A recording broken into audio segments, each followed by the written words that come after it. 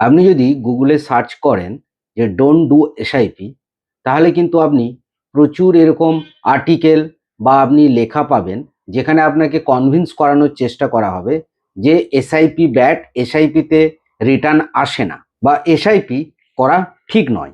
আবার আপনি যদি গুগলে টাইপ করেন হাউ টু ডু এসআইপি, সেখানেও আপনি কিন্তু অনেক এরকম আর্টিকেল দেখতে পাবেন যেখানে বলা হবে যে SIP is the best investment option এবং এসআইপি সব থেকে ভালো, এসআইপি গুড এবং এসআইপিতে সুন্দর রিটার্ন পাওয়া যায়। এবার প্রশ্ন হলো যে আপনি কোনটাকে মানবেন, কোনটা ঠিক আর কোনটা ভুল? এসআইপি করা কি সত্যি খারাপ, নাকি এসআইপি করা আপনার ওয়েলথ ক্রিয়েটের জন্য ভালো? আমি এই ভিডিওতে ডেটা সমেত আপনাদের দেখিয়ে দেব যে এসআইপি করা উচিত কি উচিত নয়। তার সঙ্গেই এসআইপি সম্বন্ধে আমি আপনাদেরকে এমন কিছু ইনফরমেশন দেব যে ইনফরমেশন হয়তো এর আগে আপনাদেরকে কেউ দেননি। তাই ভিডিওটি স্কিপ না করে শেষ পর্যন্ত দেখবেন। আমি বিশ্বজিৎ, এমপি সার্টিফাইড এমএফডি, আর আপনারা দেখছেন finsolution.com।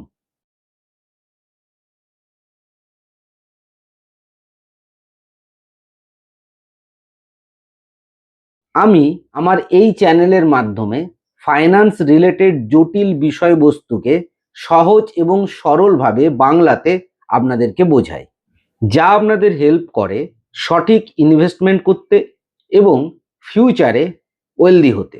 ভিডিওটি ভালো লাগলে লাইক করে দেবেন এবং আপনার বন্ধুবান্ধব এবং আত্মীয়দেরকে শেয়ার করে দিবেন, যাতে ওনারাও যখন ইনভেস্টমেন্ট করেন যাতে কোনো ভুল না করেন এবং সঠিক সিদ্ধান্ত যাতে ওনারা নিতে পারেন।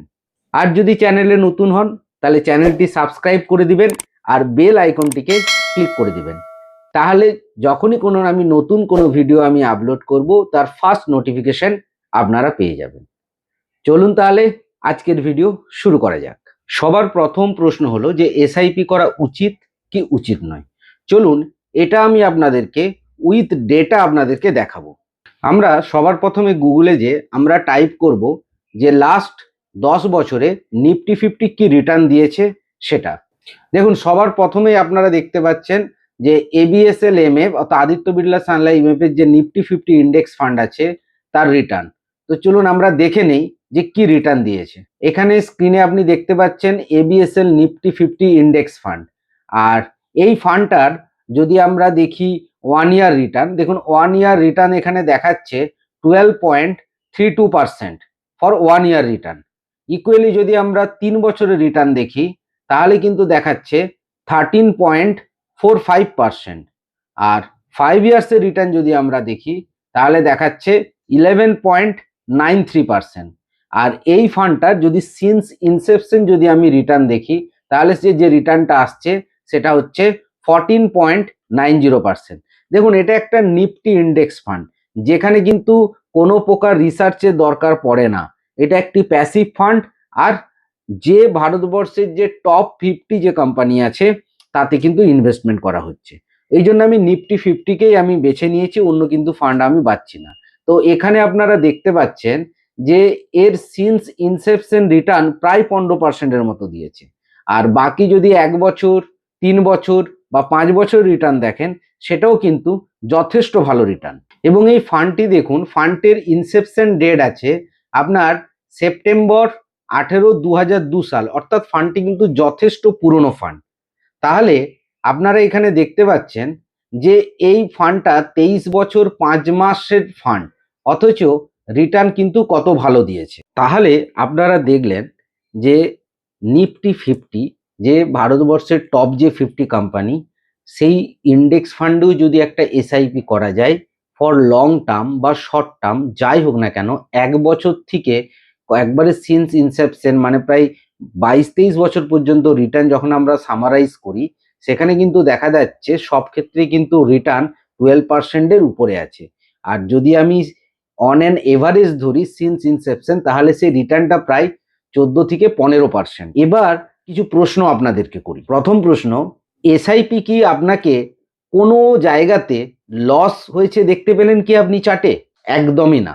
আর এই যে আপনারা এসআইপি রিটার্নের একটা চার্ট দেখলেন, কোনো সময়ে কি এর রিটার্ন আমাদের যে ভারতবর্ষের ইনফ্লেশন আছে যেটা 6 থেকে 7%, সেটাকে কি বিট করতে পেরেছে? 100% বিট করতে পেরেছে এবং প্রত্যেকবারেই বিট করতে পেরেছে। এফডির থেকে কি বেশি রিটার্ন এসছে? অবশ্যই এসেছে, বরং এফডির ডবল রিটার্ন এসেছে, সেটা আপনারা কিন্তু চার্টে দেখতে পেলেন। এই 14 থেকে 15% রিটার্ন পাওয়ার জন্য আপনাকে কতটা সময় দিতে হয়েছে? আপনাকে কোনো পরিশ্রম করতে হয়েছে? না আপনাকে ঘাম ঝরাতে হয়েছে? না আপনাকে টাইম দিতে হয়েছে? আপনি খালি ইনভেস্টমেন্ট করে গেছেন, আর কিন্তু আপনাকে কিচ্ছু করতে হয়নি, এবং আপনাকে এটার জন্য কেউ ঠকায়ওনি। তার কারণ মিউচুয়াল ফান্ড রেগুলেটেড বাই সেবি, অর্থাৎ সেবি রেগুলেশনে কিন্তু মিউচুয়াল ফান্ড কাজ করে। অর্থাৎ আপনি যদি এসআইপি শুরু করে দিয়েছিলেন আগে, অথবা এখন যদি এসআইপি স্টার্ট করেন, তাহলে কিন্তু বাড়িতে বসে বসে কোনো প্রকার পরিশ্রম ছাড়াই বছরে কিন্তু 14 থেকে 15% রিটার্ন কিন্তু আপনি পেতে পারেন। তবে পাস্ট রিটার্ন যে আপনার ফিউচারেও সেম রিটার্ন দেবে তার কিন্তু কোনো গ্যারেন্টি নেই। আর ফিউচারে কি রিটার্ন আসবে সেই প্রশ্ন করাটাও বেকার, তার কারণ সেই রিটার্নটা কি আসবে সেটা কিন্তু কেউ জানে না, স্বয়ং ভগবানই জানেন। তো তার জন্য আমরা সাধারণত যে রিটার্নটা নিয়ে চলি, পাস্ট রিটার্ন আমরা দেখে একটা লং টার্মের ডেটা যদি আমরা অ্যানালাইসিস করি, তাহলে আমরা একটা ডিসিশনে আসতে পারি যে হ্যাঁ, ফান্ডটা ঠিক পারফর্ম করছে কি করছে না। তার কারণ এই লং টাইমে, এই 20 থেকে 25 বছরের টাইমে মার্কেটে কিন্তু অনেক কিছু ব্যাড নিউজ এসেছে, অনেক ঘটনা ঘটেছে, যখন কিন্তু মার্কেট অনেক পড়েওছে, তারপর কিন্তু মার্কেট আবার উঠে গেছে। কিন্তু সব দিক থেকে যদি আপনি বিচার করে দেখেন, এত ওঠা পড়ার পরেও রিটার্ন কিন্তু 14 থেকে 15% রিটার্ন জেনারেট করে এসেছে অলরেডি। এই ভিডিওতে যে সমস্ত ফান্ডগুলো নিয়ে আমি আলোচনা করব, এইগুলো কিন্তু ফর এক্সাম্পল হিসাবে আমি এখানে দেখাচ্ছি, কোনোটাই কিন্তু রেকমেন্ডেশন নয়। অতএব আপনি ইনভেস্টমেন্ট করার আগে আপনি আপনার ফাইন্যান্সিয়াল কন্ডিশন বুঝে স্টাডি করে তারপর কিন্তু আপনারা ইনভেস্টমেন্ট করবেন। এটা কিন্তু রেকমেন্ডেশন নয় যে স্কিমগুলো আমি এখানে আলোচনা করব। তাহলে আপনারা দেখতে পেলেন যে এসআইপি করা উচিত কি উচিত নয়। যারা ধরুন বলছেন যে এসআইপি করা উচিত নয়, তাদেরকে কিন্তু এই ডেটাটা আপনি শেয়ার করে দেবেন। তারা কি করেন, হয়তো এমন একটা পিরিয়ডের রিটার্ন নিয়ে নেয় যে পিরিয়ডে হয়তো ফান্ডের রিটার্ন বা মার্কেট খুব ডাউন ছিল, এবং সেটা হয়তো 3 মাসের একটা ডেটা নিয়ে নিচ্ছে, অথবা 6 মাসের ডেটা নিয়ে নিচ্ছে, অথবা এসআইপি এমন কোনো ফান্ডে করেছেন ধরুন যেগুলো আপনার থিমেটিক ফান্ড, যেমন ধরুন ইনফ্রাস্ট্রাকচার ফান্ড হয়ে গেল, বা ব্যাংকিং ফাইন্যান্সিয়াল হয়ে গেল, এরকম টাইপের কিছু ফান্ড, বা ধরুন ফার্মা হয়ে গেল, যেখানে কিন্তু রিস্কটা অনেক বেশি থাকে, সেরকম কিছু ধরুন আপনার থিমেটিক ফান্ডে ইনভেস্টমেন্ট করে নেন, এবং সার্টেন একটা পিরিয়ডের রিটার্ন দেখে আপনাকে দেখিয়ে দেয় যে এসআইপি করা ঠিক নয়। তাদেরকে এই ভিডিওটি আপনি শেয়ার করে দেবেন এবং এই ডেটাগুলো আপনি দেখিয়ে দেবেন। তাহলে কিন্তু আপনি বুঝতে পারবেন যে না, এসআইপি করা অবশ্যই ঠিক, এবং লং টাইমের জন্য। কোনো দিনও এসআইপি কিন্তু শর্ট টাইমের জন্য ঠিক নয়। লং টাইমে ওয়েলথ ক্রিয়েট করার জন্য এসআইপি কিন্তু বেস্ট অপশন। তবে এই এসআইপি করারও কিছু পদ্ধতি আছে। আমি এই ভিডিওতে 3টা পদ্ধতি আপনাদের সঙ্গে আলোচনা করব। তো সবার প্রথম হলো যে আপনি এসআইপি করার সময় কত অ্যামাউন্ট চুজ করবেন। চলুন এটা আপনাদেরকে সহজ করে আমরা বুঝিয়ে বলি। ধরুন সাপোজ আপনার বা মাসিক ইনকাম হয়তো 50,000 টাকা। এবারে ধরুন আপনি বললেন যে দেখুন আমার তো মাসে 50,000 টাকা ইনকাম, তো সেক্ষেত্রে সবার প্রথমে বাদ দিতে হবে যে আপনার এক্সপেন্স কত আছে মাসে। ধরুন আপনার হয়তো 35,000 টাকা মাসে এক্সপেন্স আছে, তাহলে আপনার হাতে কত থাকছে আর 15,000 টাকা। তাহলে কি 15,000 টাকার এসআইপি শুরু করে দেওয়া যাবে? একদমই না। আপনার 15,000 টাকা হাতে থাকলেও 15,000 টাকার এসআইপি শুরু করা যাবে না। আপনাকে এমন একটা অ্যামাউন্টের এসআইপি শুরু করতে হবে যে অ্যামাউন্টটা আপনি ফর লং টার্মের জন্য, অথবা আপনি যে গোলটা সেট করেছেন সেই গোলটার এন্ড পর্যন্ত আপনি যাতে চালাতে পারেন। মাঝে যাই ঘটে যাক না কেন, সেটা প্রাকৃতিক বিপর্যয় হতে পারে, সরকার চেঞ্জ হতে পারে, ট্যাক্সেশনে চেঞ্জ হতে পারে, বা মার্কেট পড়তে পারে, যাই ঘটে যাক না কেন, আপনার ওই এসআইপি অ্যামাউন্টটা যেন কন্টিনিউ আপনার গোল পর্যন্ত আপনি চালাতে পারেন, এমন একটা অ্যামাউন্ট আপনাকে চুজ করতে হবে। সেই অ্যামাউন্টটা 5,000 হতে পারে, 7,000 হতে পারে, 10,000 হতে পারে। এই ডিসাইডটা কত অ্যামাউন্ট যে করবেন, যে অ্যামাউন্টটা আপনার সবসময় চালাতে পারবেন, এই অ্যামাউন্টটা কিন্তু আপনাকেই চুজ করতে হবে। এমন নয় যে 15,000 টাকা আমার বেঁচে আছে বলে আমি 15,000 টাকাই করে নেবো, না, আপনি কম অ্যামাউন্ট করুন, কিন্তু আপনাকে লং টাইমে কিন্তু ওটা চালিয়ে যেতে পারে।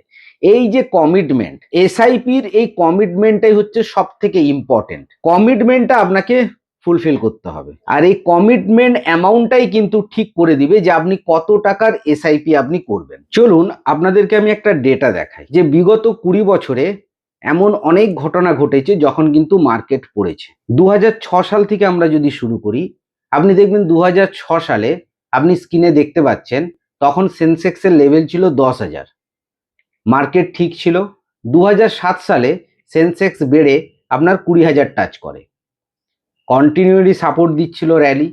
তারপরেই কিন্তু 2008 সালে একটা মেজর ক্রাশ আসে, কি না, গ্লোবাল ফাইন্যান্সিয়াল ক্রাইসিস শুরু হয় এবং সেই সময় মার্কেট প্রায় 50% মতো পড়ে যায়। আপনি দেখছেন সেন্সেক্স 20,000 যেখানে ছিল, সেই 20,000 থেকে সেন্সেক্স কিন্তু পড়ে হয়ে যায় 9,600।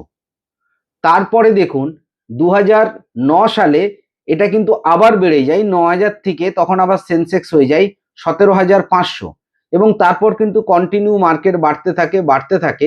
আবার 2011 সালে আপনার দেখুন তখন যে ইউরোজোনের একটা ডেপ্ট ক্রাইসিস পড়েছিল, একটা উইক গ্রোথ, একটা ফিয়ার কাজ করছিল যে গ্রোথ হয়তো আসবে না, তার জন্য তখন কিন্তু মার্কেট আবার পড়ে। তার আগের বছরেই যেখানে 20,500 ছিল সেন্সেক্সের লেভেল, সে নেমে হয়ে যায় 15,400। এইভাবে কিন্তু আবার মার্কেট পড়তে থাকে এবং তারপরে নতুন গভর্নমেন্ট আসে, মোদি গভর্নমেন্ট আসে 2014-15 সালে, মার্কেট আবার ধীরে ধীরে বাড়তে থাকে। এইভাবে বাড়তে বাড়তে 2020 সালে কিন্তু আবার কিন্তু ক্র্যাশ আসে মার্কেটে। কি ক্র্যাশ হয় তখন, না তখন কোভিড-19 চলে আসে, যার ফলে কিন্তু তখন মার্কেটে আবার 30% একটা কিন্তু সেল চলে আসে এবং তারপরেই কিন্তু ইমিডিয়েট মার্কেট কিন্তু উঠে যায়। তার মানে দেখুন 2006 সাল থেকে আজকে 2026 সালে মার্কেটে এখন সেন্সেক্সের এখন যে লেভেল আছে সেটা হচ্ছে 82,500 এই ফেব্রুয়ারি মাসে। তার মানে আপনি দেখুন এই বিগত 20 বছরে অনেক কিছু এমন ঘটনা ঘটেছে যেখানে কিন্তু মার্কেটে কারেকশন এসেছে, কিন্তু তা সত্ত্বেও সেন্সেক্স কিন্তু আজকে 82,500-তে দাঁড়িয়ে আছে। অর্থাৎ মার্কেট যদি পড়ে, আপনাদেরকে প্যানিকে বিক্রি করা যাবে না। আপনি তখনই বিক্রি করবেন যখন আপনার যে গোল আছে সেই গোল যখন আপনার অ্যাচিভ হয়ে যাবে। তার আগে কিন্তু যাই ঘটনা ঘটে যাক না কেন, কারণ আপনি দেখছেন এই 20 বছরে অনেক ঘটনাই ঘটেছে, তারপরেও কিন্তু সেন্সেক্স আজকে 82,500-তে দাঁড়িয়ে আছে। তার মানে প্যানিকে সেল করা যাবে না। যারা প্যানিকে সেল করে দেবেন তারা কিন্তু এই গ্রোথটা দেখতে পাবেন। এই জন্যই বলা হয় যে এসআইপি অ্যামাউন্ট এমন চুজ করুন যে যাই হয়ে যাক না কেন আপনি যাতে এসআইপি অ্যামাউন্টটা বন্ধ করতে না পারেন, তাহলেই কিন্তু আপনি আপনার যে গোল সেই গোলে পৌঁছাবেন। এবার পয়েন্ট নাম্বার 2, যে এসআইপি তো করবো, এসআইপির অ্যামাউন্টও জেনে নিলাম, কিন্তু কত দিনের জন্য এসআইপি করব বা এই এসআইপি কোন ফান্ডে করব, এটাও একটা ইম্পর্টেন্ট ব্যাপার। তো চলুন এবারে আমরা পয়েন্ট রুলটা আমরা ডিসকাশন দেখুন। একটা ধরে নিচ্ছি যে এখনকার মানুষের নর্মালি কিছু কিছু তাদের গোল থাকে, নিডস থাকে। তো আমি এক্সাম্পল হিসাবে একটা নিডস আমি ধরে নিচ্ছি যে ধরুন কোনো ব্যক্তি তার লাইফে 3খানা নিড আছে। কি নিড আছে?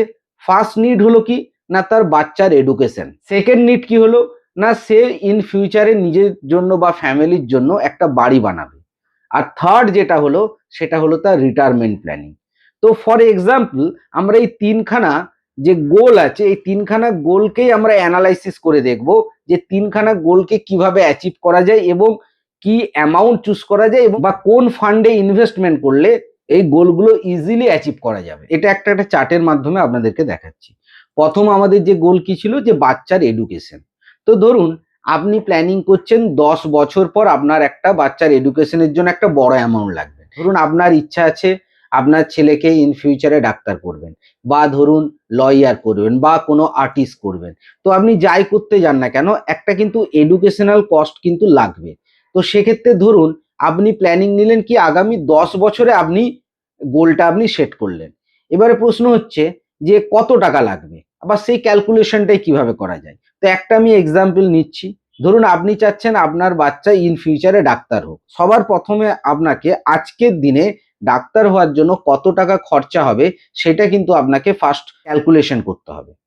তো ধরুন আজকের দিনে আমি ধরে নিলাম এক্সাম্পলের জন্য যে একটা বাচ্চার ডাক্তারি পড়ার জন্য খরচা হতে পারে প্রায় 10 থেকে 12 লক্ষ টাকা। তো আমি একটা ফিগার নিয়ে চলছি যে 10 লক্ষ টাকা। আজকে যদি আপনার বাচ্চাকে পড়াশোনার জন্য, ডাক্তার হওয়ার জন্য যদি 10 লাখ টাকা লাগে, সেটা কিন্তু 10 বছর পর ওই 10 লাখ টাকাতে কি হয়ে যাবে? একদমই না। তার কারণ ইনফ্লেশন আছে। প্রত্যেক বছর জিনিসপত্রের দাম বাড়ছে এবং এডুকেশন ইনফ্লেশনও কিন্তু ক্রমশ বাড়ছে। তাহলে 10 বছর পর কত টাকা লাগবে তখন? সেটা আপনি কোথার থেকে দেখতে পাবেন? আপনি যদি সেবির সাইডে যান, এখানে কিন্তু ইনফ্লেশন ক্যালকুলেশনের একটা ক্যালকুলেটর আছে। এখানে দিয়ে কিন্তু আপনি বুঝতে পারবেন যে আগামী 10 বছর পর আজকের দিনে 10 লাখ টাকা কত টাকা লাগবে। তো দেখুন, সবার আগে এখানে দেওয়া আছে ভ্যালু অফ কারেন্ট এক্সপেন্স। তো আজকের দিনে ডাক্তারি পড়ার জন্য আপনি ধরেছেন 10 লক্ষ টাকা। তো এখানে আমি 10 লক্ষ টাকা লিখলাম। তারপর অ্যানুয়াল ইনফ্লেশন। তো ইনফ্লেশন আপনি কত ধরবেন? আমি ধরে নিলাম যে বর্তমানে ইনফ্লেশন 6 থেকে 7% যাচ্ছে। তাহলে আমি এখানে 7% আমি লিখলাম। আর আপনার কতদিন টেনিওর আছে বাকি? আপনি 10 বছর পর আপনার টাকাটা লাগবে। তো আমি এখানে 10 বছর দিলাম টাইমে। তো দেখুন, টাইম দেওয়ার পর যখন আমি ক্যালকুলেশন করলাম, এখানে ফিউচার কস্ট দেখাচ্ছে কত?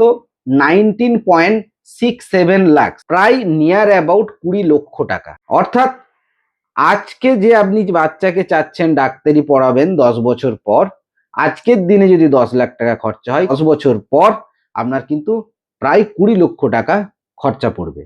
তাহলে আপনাকে এমনভাবে এসআইপি করতে হবে যাতে আপনি ইন ফিউচারে 20 লক্ষ টাকা টাচ করতে পারেন।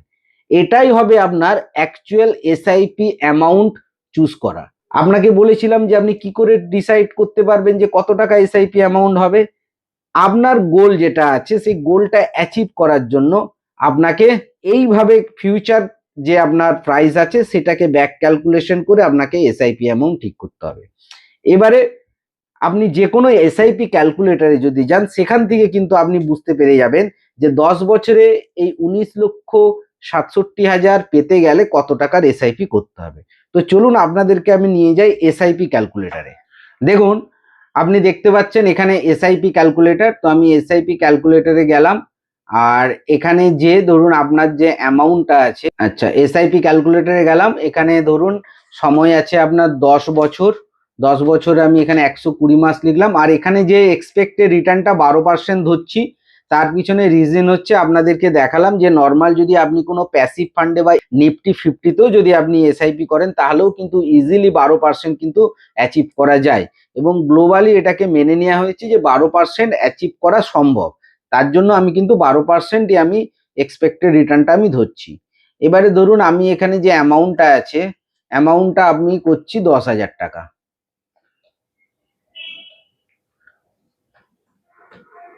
10,000 টাকা যখন অ্যামাউন্ট করলাম, দেখছি এখানে ভ্যালু চলে আসছে 23 লক্ষ টাকা। হ্যাঁ, তো সেক্ষেত্রে আপনাকে কিন্তু 10,000 টাকা অ্যামাউন্ট চুজ করতে হবে। এবং এই 10,000 টাকাতে যেহেতু 23 লক্ষ টাকা আসছে, আমাদের লাগবে কত? 19,67,000। তাহলে আপনি 10,000-এর যদি একটা এসআইপি করেন, তাহলে কিন্তু ইজিলি আপনি কিন্তু আপনার বাচ্চার এডুকেশনের জন্য যে খরচাটা, সেটা কিন্তু আপনি এখান থেকে পেয়ে যাবেন। এবারে আপনি প্রশ্ন করবেন যে আপনি তো বললেন 19,67,000, তো এখানে তো 23 লক্ষ টাকা আসছে, তার মানে তো বেশি আসছে, তাহলে আমার কম অ্যামাউন্টের এসআইপি করা উচিত? একদমই নয়। একটা জিনিস হয়তো আপনি ভুলে যাচ্ছেন, সেটা হচ্ছে ট্যাক্স। এখানে ট্যাক্সেশনও কিন্তু একটা বড় ব্যাপার। তার কারণ আপনি যখন ম্যাচুরিটি অ্যামাউন্টটা নেবেন, সেটা কিন্তু ট্যাক্সেবল। এবং আপনি জানেন লং টার্মের ক্ষেত্রে ইকুইটির যে ট্যাক্সেশন আছে, সেটা কত না, ফার্স্ট 1,25,000 পর্যন্ত ছাড় আছে, তার উপরের উপরে কিন্তু 12.5% কিন্তু আপনাকে ক্যাপিটাল গেইন ট্যাক্স দিতে হবে। এখানে আমাদের ইনভেস্টমেন্ট অ্যামাউন্ট কত? 12 লক্ষ টাকা। আর প্রফিট অ্যামাউন্ট কত? 11 লক্ষ টাকা। তাহলে 11 লক্ষ টাকার উপর যদি 1,25,000 আমি মাইনাস করে দিই, তারপরে যে অ্যামাউন্টটা থাকবে তার উপর যখন 12.5% আপনি ক্যাপিটাল গেইন ট্যাক্স দেবেন, সেটা বাদ দেওয়ার পর কিন্তু অ্যামাউন্টটা আপনার 20 লাখ টাকার কাছাকাছি আসবে। অতএব 10,000 করে যদি আপনি এসআইপি শুরু করেন, তাহলে কিন্তু ইজিলি আপনার বাচ্চার যখন 10 বছর পর পড়াশোনার জন্য টাকা লাগবে, আপনি কিন্তু আরামে এটা কিন্তু অ্যাচিভ করতে পারবেন। তবে একটাই শর্ত, এই 10 বছরের মধ্যে মার্কেটে যাই হয়ে যাক না কেন, এসআইপি কিন্তু আপনাকে বন্ধ করা যাবে না। মার্কেট পড়লে প্যানিকে সেল করা যাবে না, বা মার্কেট বাড়লে লোভে পড়ে লাভ্যাংশ তুলে নেওয়া যাবে না। তাহলেই কিন্তু আপনি এই জায়গাতে পৌঁছে যাবেন। তাহলে কি বললাম, আপনার কতদিনের জন্য এসআইপি করবেন সেটা ঠিক করবে আপনার গোল যতদিন ততদিন। একইভাবে কিন্তু আপনি, যেমন এটা আমরা বাচ্চার এডুকেশনের যে গোল সেটা ক্যালকুলেশন করলাম, একইভাবে আপনার বাড়ির জন্য যে গোল সেটাও কিন্তু আপনি নিজে ক্যালকুলেশন করতে পারবেন একই পদ্ধতিতে।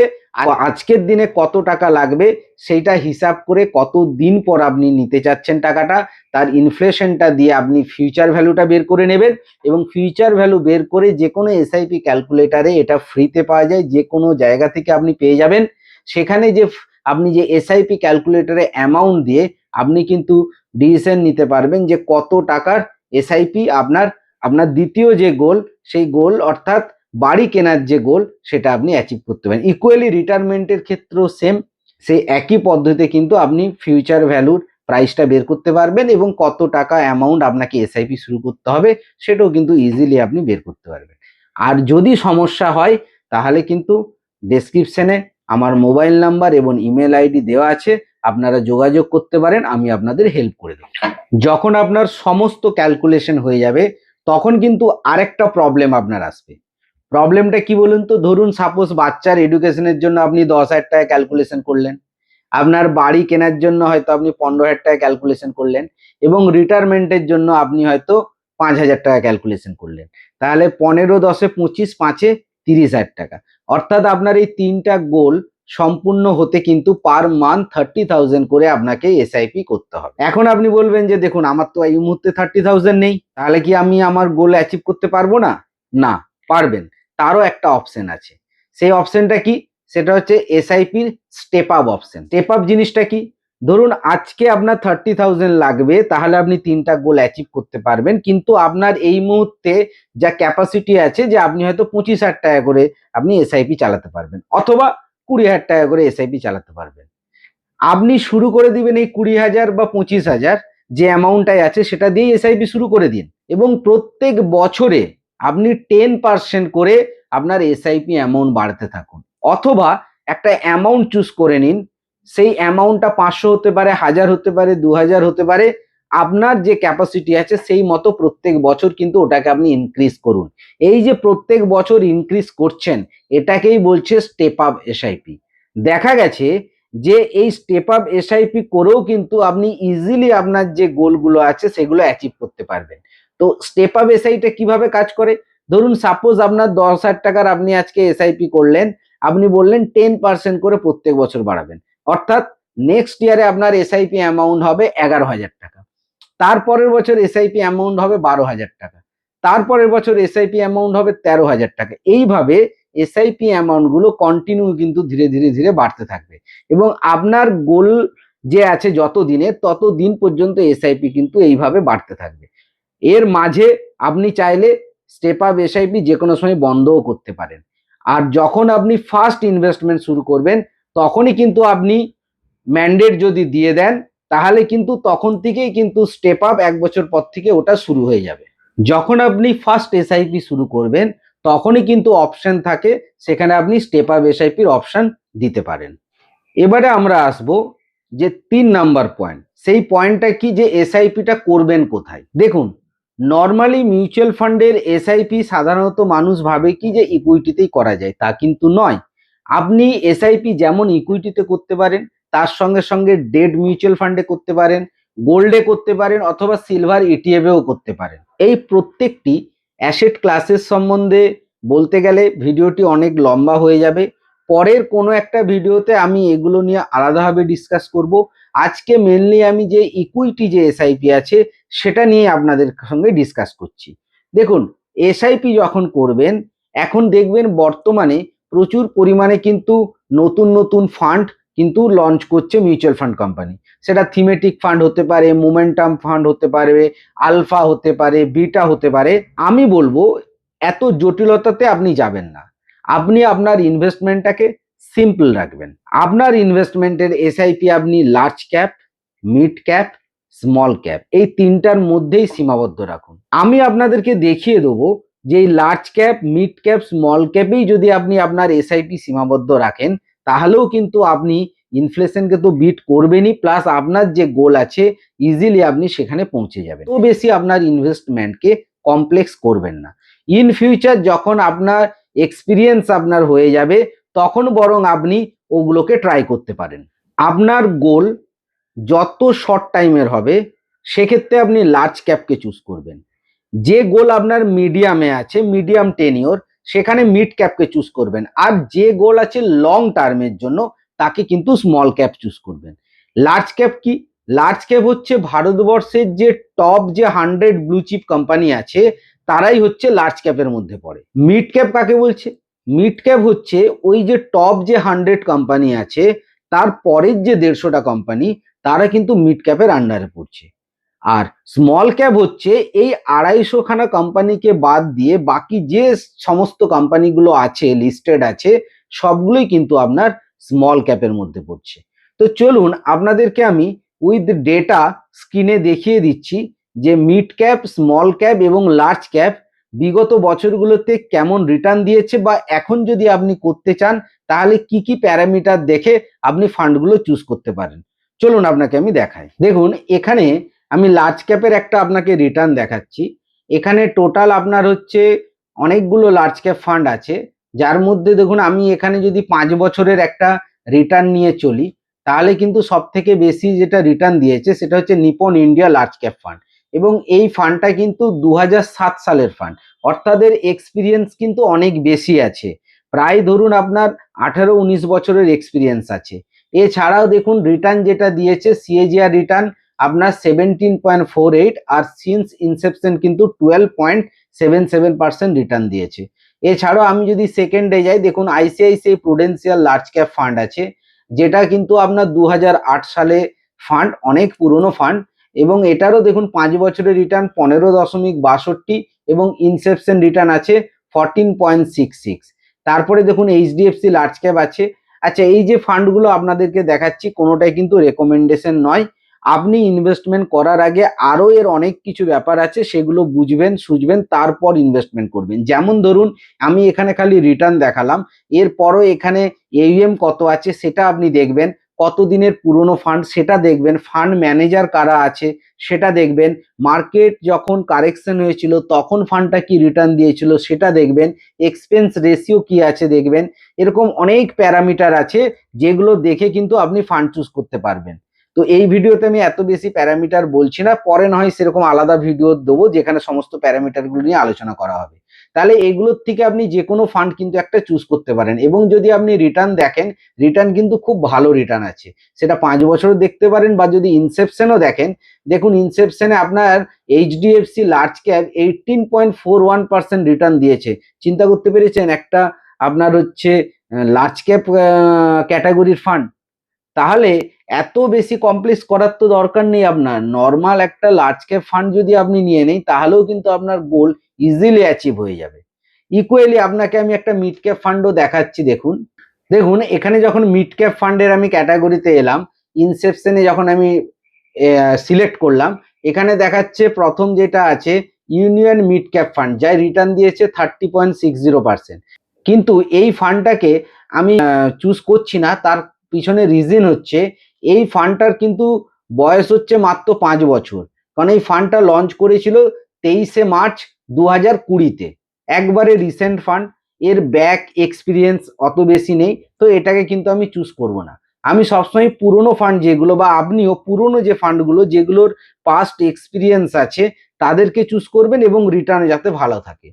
এখানে দেখুন আমি যদি এখানে দেখি, এরপর আপনার সুন্দরমটা দেখুন 2002 সালের ফান্ড, অর্থাৎ 23 বছরের কিন্তু অলরেডি এর এক্সপিরিয়েন্স আছে। তো সুন্দরম মিড ক্যাপ ফান্ডকে কিন্তু আপনি চাইলে চুজ করতে পারেন।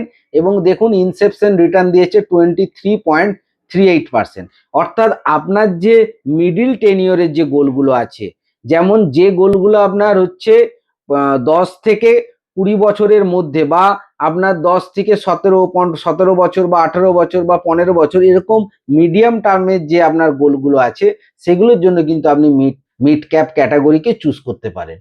আর এখানে ধরুন আপনার এটা বাদ দিয়ে ধরুন এর পরে মীরা অ্যাসেট আছে, মীরা অ্যাসেটও ভালো রিটার্ন দিচ্ছে, কিন্তু এটা 2019 সালের ফান্ড, তো এটাকে আমরা নেব না। তারপর দেখুন এখানে Nipon India mid cap fund. এই ফান্ডটা দেখুন 1995 সালের ফান্ড, তার মানে কত পুরনো ফান্ড, অথচ তার সত্ত্বেও দেখুন রিটার্ন দিয়েছে 22.09%। তো এই ফান্ডটাকেও চুজ করা যেতে পারে। তো আপনারা এইভাবে কিন্তু ফান্ডগুলোকে চুজ করবেন যাদের ব্যাগ এক্সপিরিয়েন্স আছে এবং একটা পুরনো ফান্ড হাউস, সেরকম ফান্ডগুলো কিন্তু চুজ করবেন। ইকুয়ালি আপনাকে আমি একটা স্মল ক্যাপ ফান্ডও দেখাচ্ছি, স্মল ক্যাপ ফান্ডেরও রিটার্ন দেখাচ্ছি। দেখুন আপনারা, দেখুন এখানে স্মল ক্যাপে সবার বেশি যে রিটার্ন দিচ্ছে 28.76%, সেটা হচ্ছে আপনার বন্ধন স্মল ক্যাপ ফান্ড। কিন্তু এটার দেখুন আপনার লঞ্চ করেছে 2020 সালে, মানে এক্সপিরিয়েন্স কিন্তু অত বেশি নেই। তাহলে আমরা পুরনো ফান্ড যদি দেখতে চাই তাহলে আমাদেরকে আরো ব্যাকে যেতে হবে। ব্যাকে এখানে ধরুন আপনার দেখতে পাচ্ছি আমরা